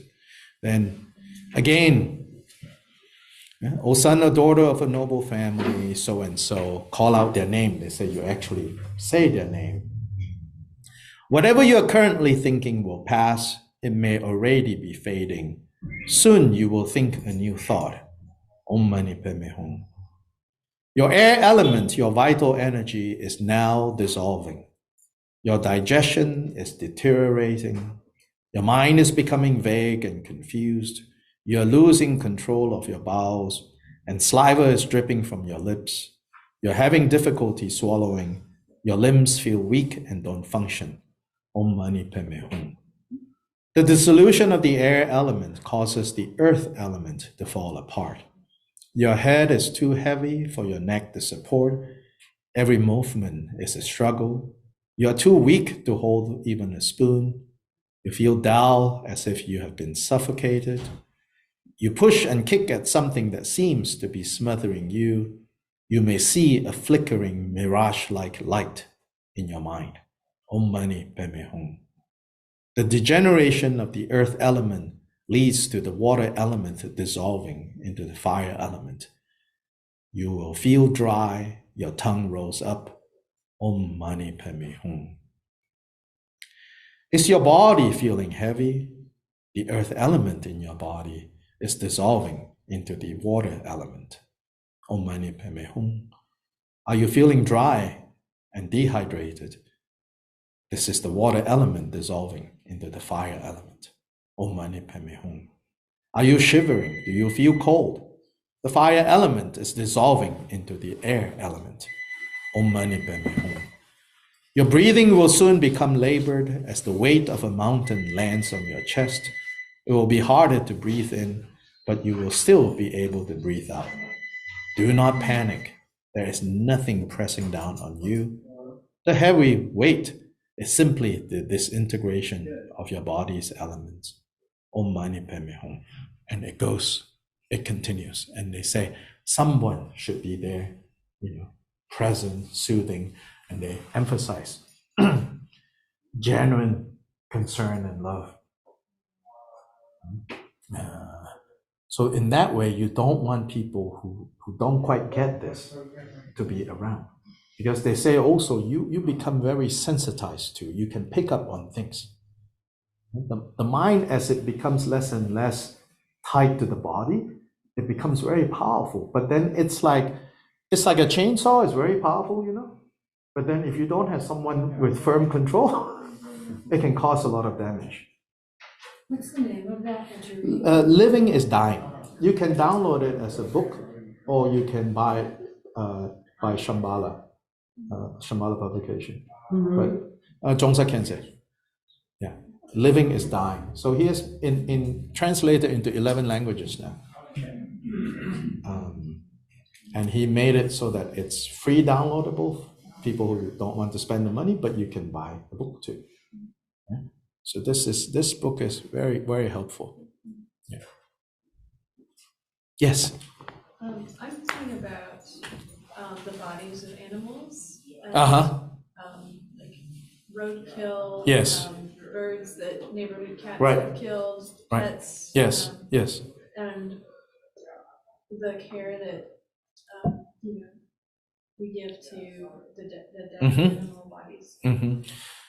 The process is different from the human body and its dissolution, but the general principles are the same. That we can care for them, soothe them, Yeah. And it's not so long, 3.5 days. In their case, I've seen teachings that say it's about a day. I'd like to speak to that a little bit. Before I was practicing Buddhism, a number of years ago, my dog broke her back. And so I took her to the veterinarian, and because of her age, there wasn't anything they could do. So I decided to euthanize, and they put her down on the floor, and I knelt over her and I was petting her head. And after a few minutes, I physically felt go through me. I felt it, and I said, "She's gone now." And the vet said, "She's been dead for several minutes." I said, "Maybe so, but she's gone now." Right. Yeah. So numerous people have experienced this. Even people far away, suddenly will wake up in the middle of the night and go and know that has passed. Some kind of strong connection, very strong connection. That's very possible. Yes. Can you say anything about the rainbow body? Yeah, so there's this phenomenon called rainbow body, and these are, again, very highly advanced practitioners that in the most extreme case, or fantastic case, they don't even leave behind a physical body. Now, whether you want to believe or not, it's up to you. I'm still not sure about that, if you ask me. I'm generally the skeptical kind. I have a PhD, so that's it. PhD is just, it's just basically a certification of skepticism. Then the worst kind of PhD in that department is a PhD in religion. Yes, like the most cynical people on earth, religious studies, PhDs. We get together for our annual conference. It's a particular kind of hell realm. Yeah, I mean, religious studies as a field, as opposed to theology. Religious studies as a field is just another footnote. Immerse in the Enlightenment period in Europe, to basically wrestle power away from the church by contextualizing all religious claims, right? I'm not saying that it's a field that remains that way, but that's it. That's its origins, is to take the church's complete, kind of control of power out of their hands and say, well, actually. So anyway, someone had, yes. I do have a question. If someone passes from a seizure, they go into a seizure and yes. Their mind is obviously separated yes. from the body, yeah. and they don't come back. Is there any teachings on that? Not particularly, but it will be treated, the question of seizure, but it will be treated as, basically a form of death. Yeah, it can occur in many ways, and that is one of the ways that it's occurring. I would think it'd be not necessarily. Yeah, not necessarily. Yeah, it's hard to say. Yeah, because it's not clearly documented as this is definitely this or not. So the rainbow body now, what I have not, I have not seen, right?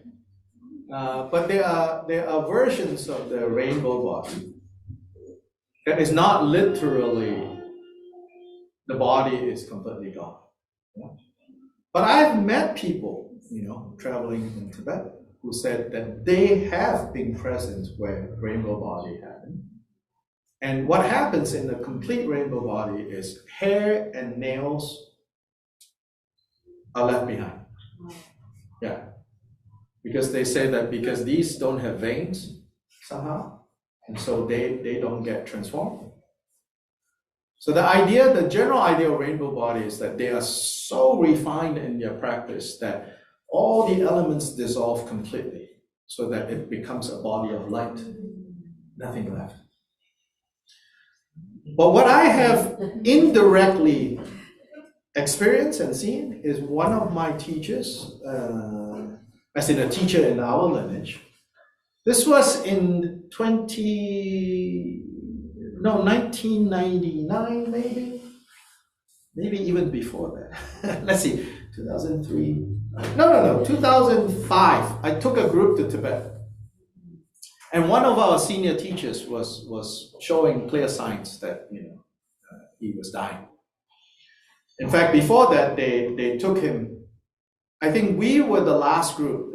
The students that I brought were the last group that saw him, like aside from his monks, as a group. And then they insisted and took him to the hospital in the capital, in Lhasa. And he was there for maybe 2-3 weeks, in fact. Then one day, he said to them, I need to go back to my monastery. He says, I need to go back to my monastery now. They're like, no, Rinpoche, they're taking care of you. He's like, no, right now make arrangements. I need to go back to the monastery. So he went back, they brought him back to the monastery. And they got in, I heard, late that night. That next morning, he passed. And he was sitting in a position. He asked them to help him into a meditation posture. So he sat there and he passed away. One of our younger teachers, a friend of mine, who lived in this city, they brought him back to the monastery thinking, it'll be a while. So they went back to Lhasa, to the city. So then, middle of the night, he passes. Then they called him. So he came back by around 7 in the morning. So he passed at around 3. And then at around 7 in the morning, a picture was taken of this teacher seated. His body is half the size of when he passed away. He became like a mini version, half the size. like, because they wrap him in his robes, right? And it's like a pile of robes with significantly shrunken body. So that's we call partial rainbow body. Still, I'm like, I don't know, full rainbow body? Shrinkage? Yes, I accept that. Complete dissolving into light? I don't know. I have to see that too. Yeah. So anyway, that's it for today. Yeah. So this document we're going to share with you. So check, and then the links to these recordings. This recording will take 4 or 5 days. It will be up on the YouTube channel. And then stay tuned if you're interested. I will offer a course more, rather than general, but the Tibetan Book of the Dead, and those teachings related to the dissolutions and what to do when you experience. They talk about the outer signs of dissolution, the inner signs, and then the on the mind level, what the mind experiences in terms of like there was a reference, right, to sparkles of light, then it becomes dark, and then redness, whiteness, all that is related to the body doing its own thing, and the mind entering deeper and deeper and deeper states. So basically, the body dissolving is one way to talk about it, but the body is not just the body consists of these elements. So these elements begin to basically implode, pull in. So become more and more and more refined until it becomes immaterial. So as that's happening to body, mind becomes more and more and more refined, more and more absorbed, more and more until that dissolves. So basically that's what's going on. So in our practices of what this thing called deity practice, we arise, we imagine ourselves to be in the divine form and all of that. That's just one side of that practice. The other side of the practice is to actually rehearse the whole process of dying on a daily basis. Like at the end of imagining yourself as a deity, then how that dissolves and dissolves and dissolves. That is basically rehearsing these teachings on a daily basis. So that when the time comes, you have become so habituated to it, you know. Then in that way, you could say you can direct your exit. So it's not completely descriptive. I think some people, make the error of thinking this is exactly how it will happen and this is how it will happen for everyone. No, it's partly descriptive, as in that's a general way in which it will happen, but if you train, you can direct it to go this way. And then you will know what the outcome is when it goes this particular way.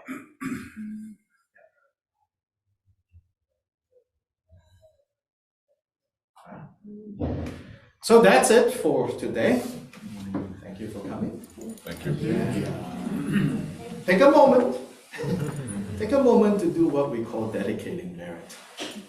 So whatever good, whatever benefit that you think you experience, you got from this, think about all the people who basically want to be happy, want to be free from suffering, but they don't know how, and they have not met the circumstance. So we say, by us meeting the circumstance ourselves, by the power of that, by the merit of that, may everyone meet these circumstances. May they find happiness. May they be free from suffering.